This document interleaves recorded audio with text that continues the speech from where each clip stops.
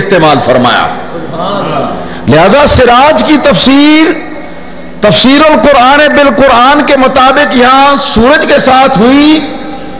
اسی لیے اعلی حضرت امام اہل سنت مجدد دین و ملت حضرت مولانا شاہ احمد رضا خان فاضل بریلوی قدس سر العزیز نے سراجم منیرا کا ترجمہ کیا ہے چمکا دینے والا آفتاب. تو آفتاب کا لفظ ساتھ جو آ گیا چمکا دینے والی چیز کی صفت کے طور پر, تو یہ لفظ خود بتاتا ہے کہ سرکار دو عالم صلی اللہ تعالی علیہ وسلم کی نورانیت کی شان اور نورانیت بخشنے اور عطا کرنے کی شان جو ہے وہ کس پاور کی ہے اور کس شان کی ہے اور کتنی عام ہے اور کتنی تام ہے اور کیا اس کا بلند مقام ہے. ایک تو یہ بات ہوئی.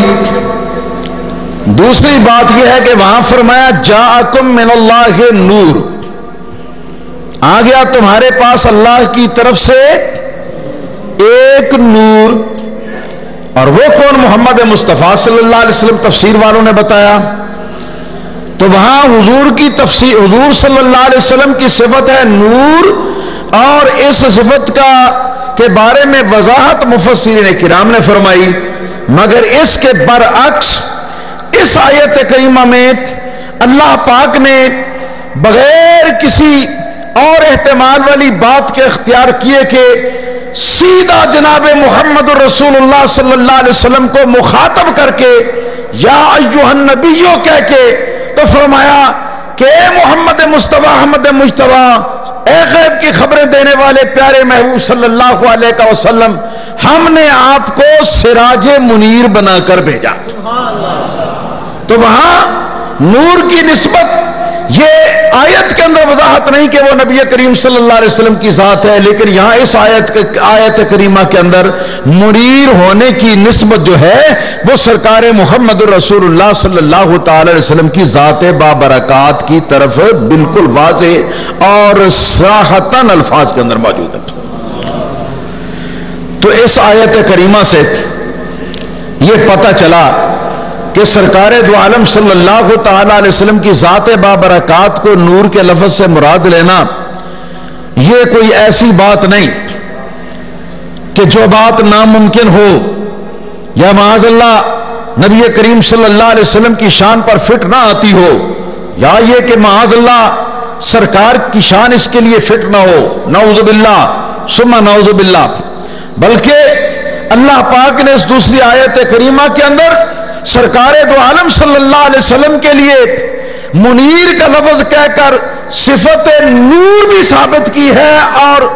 نور بخشنے والا ہونے کی صفت بھی عطا فرمائی, بیان فرمائی. یہ قرآن مجید ہے. اور اب آئیے حدیث پاک کی طرف. ایک بڑی مشہور اور معروف حدیث ہے, حدیث سیدنا جابر بن عبداللہ الانصاری رضی اللہ تعالیٰ عنہ, جسے حضرت امام محدث عبد الرزاق یمنی رضی اللہ تعالیٰ عنہ نے اپنی کتاب المصنف کے اندر اپنی سند کے ساتھ, سند صحیح کے ساتھ بیان فرمایا. یہ محدث کون ہوئے ہیں؟ صحاح ستہ کی جو 6 کتابیں ہیں, پہلی صحیح بخاری, اس کو چھوڑ دیں, اور بقیہ 5 کتابوں کے مصنف جو ہیں وہ امام محدث عبد الرزاق صنعانی رحمت اللہ تعالی علیہ کے شاگرد ہیں اور وہ ان کے استاد ہیں. رہے امام بخاری رحمت اللہ علیہ,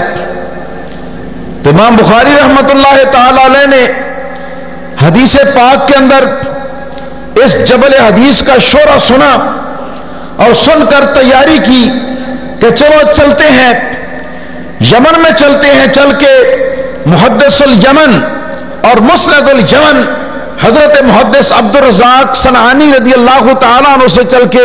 تو ہم بھی حدیث پاک کا درس لیتے ہیں. امام بخاری رحمت اللہ علیہ ان سے درس حدیث لینے کے لیے تیار ہو کر نکلے. راستے میں مکہ مکرمہ میں اس حدیث کے صرف مطلوبہ الفاظ آپ حضرات کے سامنے عرض کرنا چاہوں اور باقی مفہوم سیدنا جابر بن عبداللہ انصاری رضی اللہ تعالیٰ عنہ صحابی رسول ہیں، فرماتے کہ میں نے نبی کریم صلی اللہ تعالیٰ علیہ وسلم کی بارگاہ عالیہ میں حاضر ہو کر عرض کیا کہ یا رسول اللہ صلی اللہ علیہ وسلم، آپ پر میرے ماں باپ قربان، حضور یہ تو فرمائیے کہ اللہ تعالیٰ نے سب سے پہلے کائنات میں کس چیز کو پیدا کیا تھا؟ تو سرکار دو عالم صلی اللہ علیہ وسلم نے اس کے جواب کے اندر ارشاد فرمایا کہ یا جابر، ان اللہ تعالی قد خلق قبل کل الاشیاء نور نبیک من نورک، بے شک اللہ تعالی نے کائنات کی تمام چیزوں سے پہلے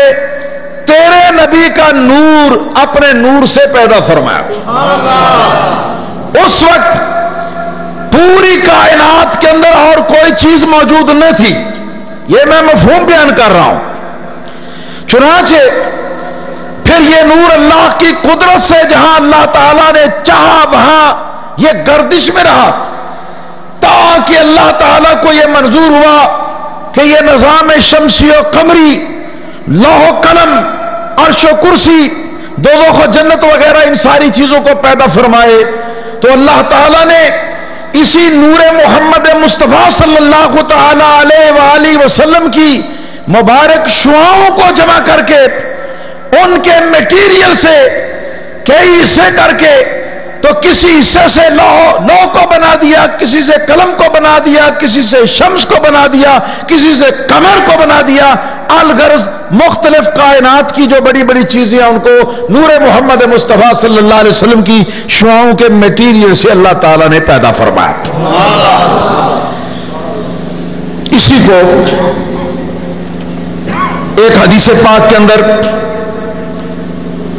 روایت بالمعنی کے طور پر یوں بیان کیا گیا ہے کہ اول ما خلق اللہ نوری، کہ سب سے پہلے اللہ تعالیٰ نے میرا نور پیدا فرمایا۔ سبحان اللہ۔ اور دوسری حدیث کے اندر روایت بالمعنی کے طور پر فرمایا کہ انا من نور اللہ وکل الخلائق من نوری، کہ میں اللہ کے نور سے بنایا گیا ہوں اور ساری مخلوق میرے نور سے بنائی گئی۔ تو اب ان احادیث کے مفہوم کو ذرا سامنے رکھیے اور ذرا اس میں سے دو باتوں کو اپنے ذہن میں ذرا واضح طور پر